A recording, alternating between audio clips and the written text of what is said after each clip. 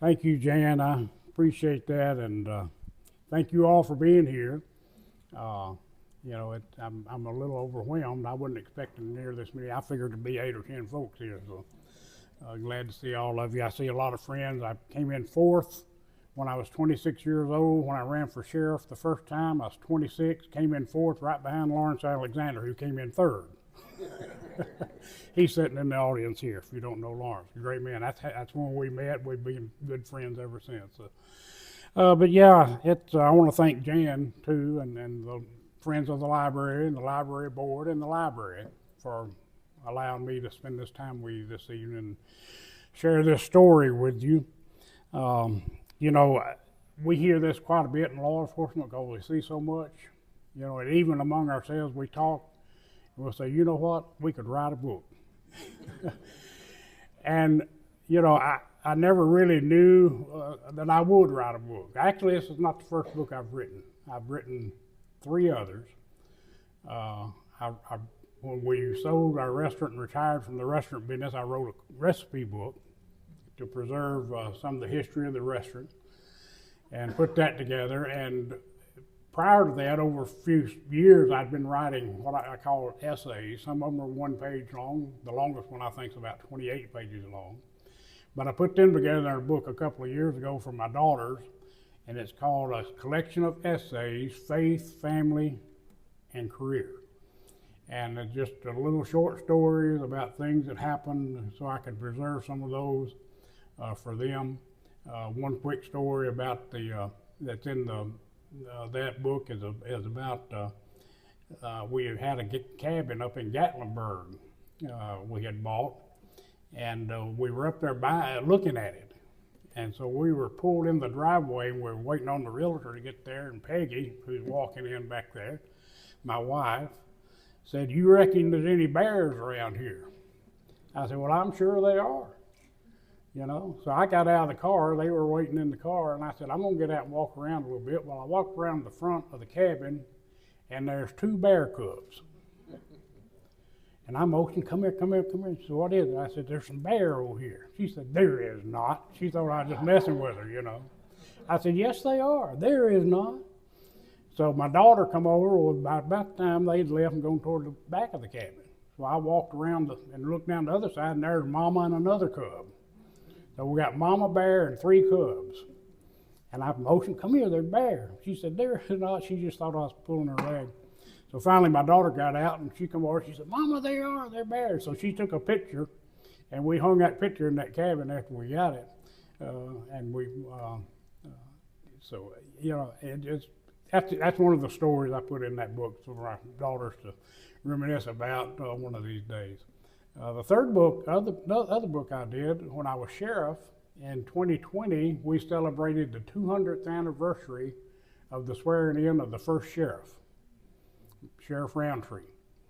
And so I thought, this is not just another year. This is a special year. 200 years the Lauderdale County Sheriff's Office has been serving this county. So I put together a pictorial history of the Sheriff's Office that went from 1820 to 2020, and got pictures of all the sheriffs I could collect and get together. Of course, the older ones, I couldn't find photographs, but I did find some newspaper articles dating back to the 1830s and 40s. And I think probably the most sobering moment when I was researching for that was when I came across a sheriff's cell ad from the 1850s. And the sheriffs, even today, we still have sheriff's cells where property is seized under court order to satisfy debts and things. And that's what happened back in the 1850s. And I was reading this article about the sheriff's cell, announcing the sheriff's cell, and it's talking about how many cows he had and how many horses and pigs, and then it talked about slaves. And that just really, I thought, goodness gracious. I mean, that really just brought that home to me. I thought, guy in my job, back in the 1850s was having a sale and selling slaves. And, but that was a real sobering moment for me, doing that research. So then, like I said, people say you ought to write a book. Well, in law enforcement, we see a lot of things that you literally could write books about.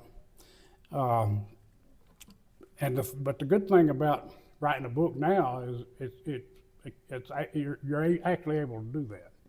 Years ago, you not just anybody could write a book. But now then, with Amazon and these other publishing companies, any one of you in this room can write a book.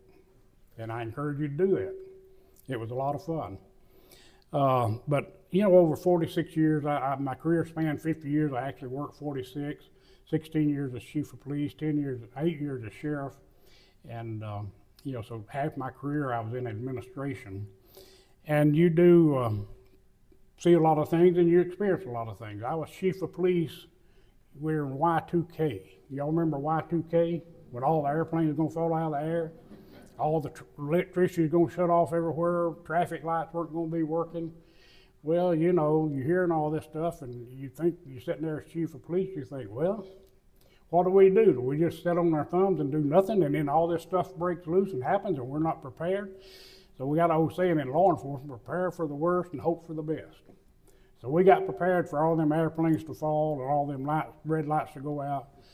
We had we had the command station at the headquarters, and then we had a second command station out by the mall.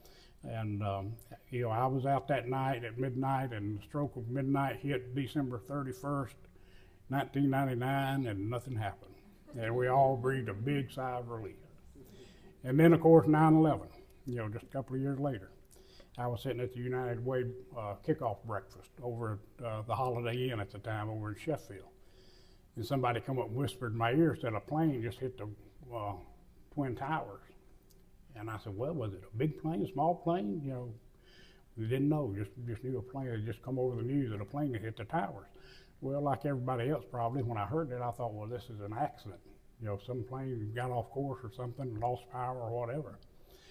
So I got in the car, not thinking a whole lot about it, and I was on my way to the office, and I had the radio on, and they were, of course, covering the event, and I heard live on the radio when the second plane hit. And, of course, I'm sure you were like I was when I heard about the second plane. I said, this is no accident. Something's going on. So I called the office, told my secretary to get command staff in the conference room to be there. When I got there, I was on my way, and so we all got in there and watched the news and tried to follow what's going on, what do we need to do. So we activated our special ops team and put them on standby. You don't know what's going on. You don't know what's going to happen, but you prepare for the worst and hope for the best. So those were two major events that I had to deal with as chief of police, and got through 45 and a half years. And then came April 29th of 2022. And, escapes, we had escapes from the jail. My first year and a half in office, we had 4 jail escapes. One guy escaped 3 times. And he was escaping the same way every time. We thought we fixed it, and then he'd get out again. But that jail was designed, it was a modular jail. And the inmates could get into the plumbing chase inside the cell block, in some cell blocks, not in all of them. But the ones where you kept the really bad people, where you could isolate them in a single cell, this plumbing chase was actually in the cell block with them. Well, they had jimmied that lock and been able to get that door open to the cell, to the water chase, plumbing chase, and through that they had access to the attic, and through the attic, through vents, they had access to the roof, and then they just go over the razor wire. Well, we decided, well, we'll fix that. We fixed the lock the first time, but they jimmied it again. Second time, said, well, we got to do something more than this. So I got a welder to come in there and weld a cover over the lock, and then we put a padlock, a real heavy-duty padlock on that lock, so now they had to go through 2 locks. And we thought, we got this fixed now. Well, it's about 6 months later, he got out a third time. He got a wire out of one of the light fixtures and used it like a hacksaw and sawed through the hinges and pulled the door open the other way. So we put that same cover over the hinges, and we have not had an escape since. A physical escape. Casey White didn't escape. He was just let out the door. But that was the last actual escape we had in Lauderdale County Detention Center. We finally got it fixed. Took me a year and a half, but we got it fixed. But then April 29th, you know, and of course, that wasn't just another story. I mean, like I said, we've had escapes. They get a little local attention. You know, we usually get them within a matter of a few hours, not 2 or 3 days. They're back behind bars. It's not that big a deal. I mean, I know it's a big deal, but, you know, I mean, like I said, it happens. But April 29th was different because one of our employees was involved. And of course, at first, thought she had been taken hostage. But, you know, that makes it different. And then you got a guy waiting for trial on capital murder. And they're on the run. So you don't know, you know, those first few minutes. I had been to Birmingham that day to academy graduation. Had just gotten back, the chief deputy and I, and he dropped me off under the Saddle Court. He went on home because we'd already had a long day. This is about 3 o'clock. And I told him, I said, well, I'm gonna go up to the office and check my voicemails and emails and stuff and see if there's anything I need. It's Friday, see if there's anything I need to do before I cut out for the weekend. And so I'd got all that taken care of. And as I was leaving, I walked down the hall to see if any of the investigators were in. And Brandon Graves was sitting in his office. He was an investigator at the time. So I went in, sat down, and was talking to him a few minutes. And while we were talking, his phone rang. And I noticed he really perked up in his chair. And I knew something was going on. I didn't know what. And he hung up the phone and said, what's going on? He said, Casey and Vicky White are missing. And I said, do what? He said, they're missing. Said she brought him up here this morning for evaluation and they hadn't been seen since. So, you know, well, Brandon and I were only sworn deputies and officers in the courthouse. So I said, well, let's check the courthouse, see if we can find them. So we went floor to floor, and about 20 minutes, you know, on the way out the door, I told the secretaries to get on the camera system and pull up the footage from that morning and see what time they got there at the courthouse. And so we go on search the courthouse, and we get back about 20 minutes later, and they said they never got to the courthouse. They're not on video, they never got here. So my thinking at first thought is, well, he commandeered that car somehow and got her and took off. My immediate concern was for Vicky, for her safety, because we felt like Casey White was capable of killing her, and probably would if she had, you know, slowed him down and got in his way. So that, you know, that went on, and we called a bolo. You know, had them call dispatch and put out a bolo for the car and for Vicky and Casey, and then we called a press conference to get the word out to the media about the car that we were looking for. In the meantime, an employee in the courthouse had seen the car, didn't know it was Vicky's car, but had seen a car in the parking lot out by Bojangles, and so all that went down. We know it wasn't long we knew that they were gone. We didn't know what, we knew they had to get in another vehicle, didn't know what it was, and that was like looking for a needle in a haystack, literally. I mean, we knew they were gone. That's all we knew. They're gone. And they're in some kind of car, or vehicle, we don't know what. We don't know whether they're going north, south, east, or west. You know, we don't know nothing other than they're gone. And we really didn't know a whole lot more than that a week later until we found that car. And once we found the car that they left here in, they were in custody within 72 hours. That really allowed us to get on their trail and you know, finally catch up to them. This story was a lot different than the others too, because it dominated the national and international news for 11 days.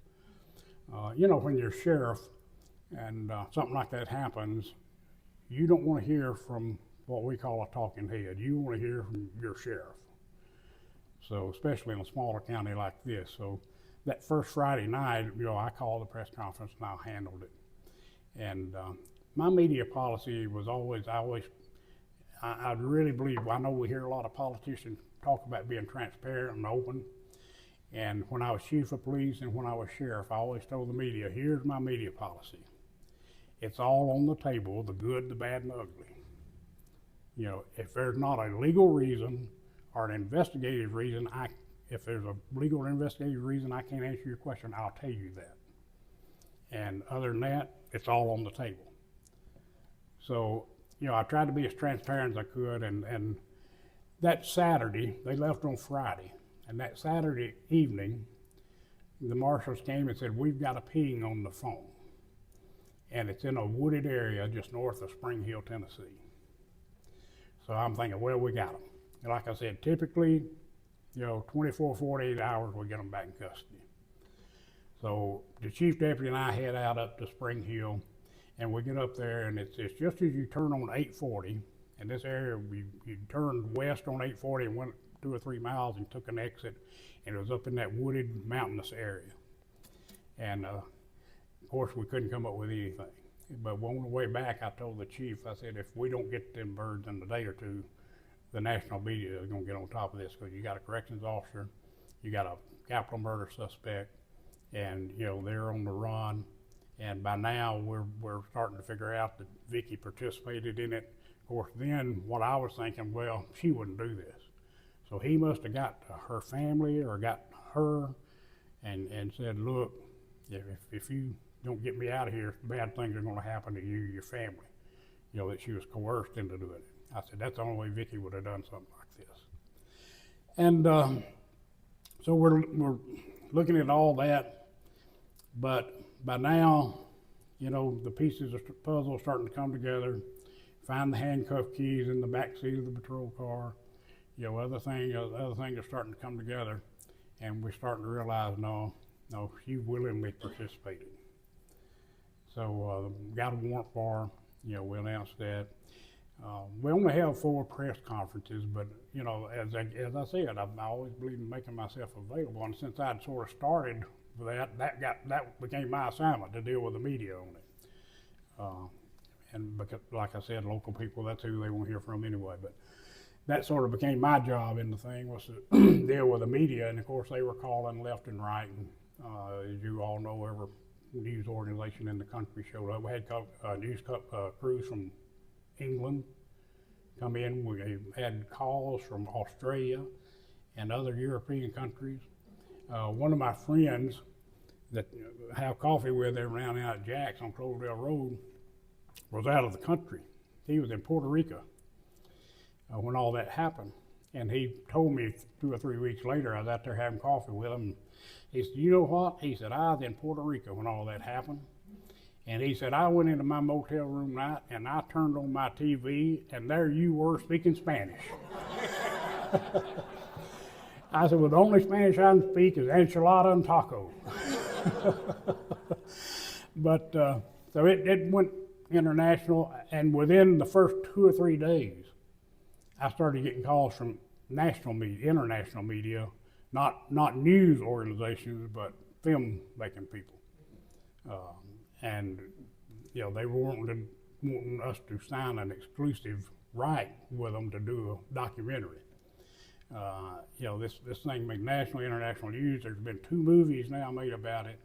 There have been 3 documentaries made about it. And the most recent was just released yesterday. How many of you watched any of you watched the Netflix story yet? It probably, of all the ones that they've done, is the most well done in my opinion. And it's factual. I mean, it's just that they interviewed me for 7 hours, and I think they used about 7 minutes of it on the documentary. But they did a good job of putting the story together and sort of. And of course, the first question everybody had, how in the world could something like this happen? And love can cause you to do crazy stuff. And Vicky White loved him. There's no question in my mind, because that's the only reason she would have done something like this. Casey claims he loves her. I don't think so. He had a new girlfriend within a week after he got back in prison. As a matter of fact, had 5. Within a week, he had over $5,000 put on his commissary account by women from all over the country. So, he used her to get what he wanted, and that was to get out of jail, in my book. Not literally, well, yeah, literally too, I guess. But in my opinion. So that's sort of how all that went down. The reason I wrote the book is Lee knows, because I cooperated with him some on the history book of the sheriff's office. He provided some good information for me for that. But I like history. Anybody remember Miss Elizabeth McDonald? I know Miriam does. Yeah. She just, I would swear when I was sitting in her class that when she was talking about the Gettysburg Address, she had to have been in the audience, you know, to have heard and shared that story the way she just would bring it to life. And she instilled in me a love for history, and I still like history. And, you know, and that's why I wrote this book. I know everybody in this room's heard of Tom Clark. Who can tell me for a fact whether or not he's buried under Tennessee Street? We don't know.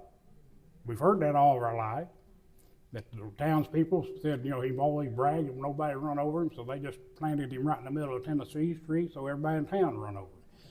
And that's the story we've all grown up hearing, but we don't know if that's fact or not. And when something like this happens, one of my critics, you know, you always get critics. My book, I'm pleased, has a 4.5 rating on Amazon, and there's about 60, I think, reviews of it. But of course, there are a couple of ones in there, and one of them, a critic said, all you got to do is just pull up any newspaper article or whatever, and you know, you get the whole story on the internet.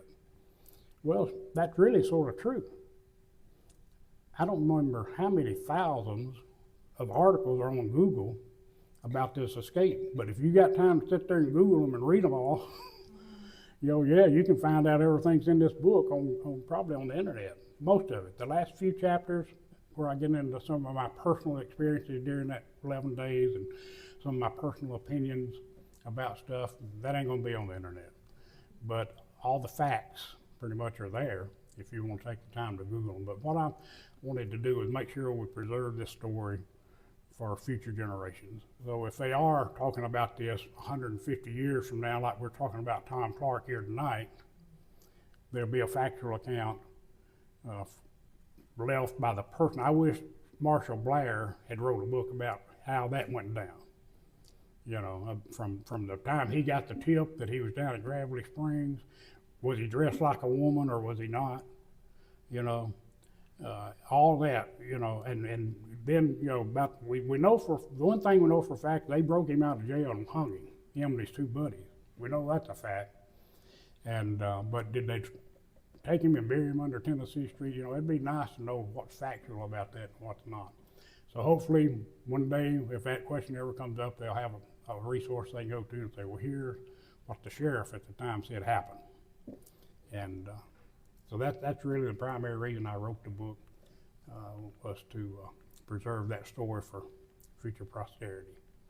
Well, great. Well, I'll be glad to hang around a few minutes if you got other questions you didn't want to ask. Thank you so much.